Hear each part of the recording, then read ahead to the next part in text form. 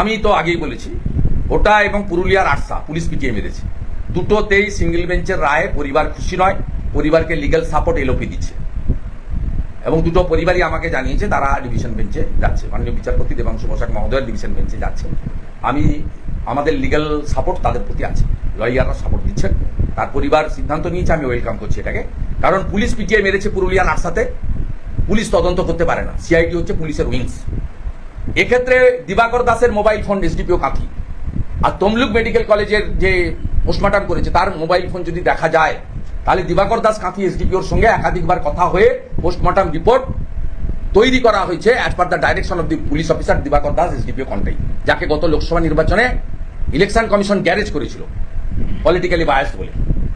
ওই দুটো mobile phone নিয়ে নিলেই, এবং যদি সুপার যিনি এখানে করেছেন পোস্টমর্টম, তাকে যদি একবার তদন্তকারী অফিসাররা ডেকে পাঠায়, তিনি বলে দেবেন যে আমি দিবাকর দাস এসডিপিওর কাঁথির প্রেসারে এটা লিখেছি যে কারেন্টের শক খেয়ে মারা গেছে।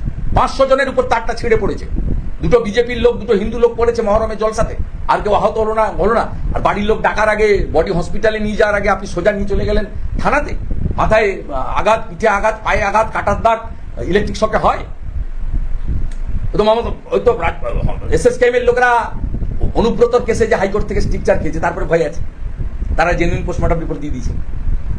ওখানকার ডাক্তারদের অভয়ার ঘটনার পরে আর কিনতে পারছেন না, ডাক্তারবাবুরাও আর কারো কথা শুনছে না। অনুব্রত মণ্ডলের মেডিকেল রিপোর্ট নিয়ে কি হয়েছিল আপনাদের স্মরণে আছে, কোর্টে কে লেজে গোবরের অবস্থা হয়েছিল মেডিকেল বোর্ডে। ন্যাচারালি ধাক্কা খেতে খেতে এদেরকে লাইনে আনতে হচ্ছে, আরো ধাক্কা খাবে, লাইনে আসবে, লাইনে আস্তে আস্তে বেলাইন হয়ে চলে যাবে প্রাক্তন।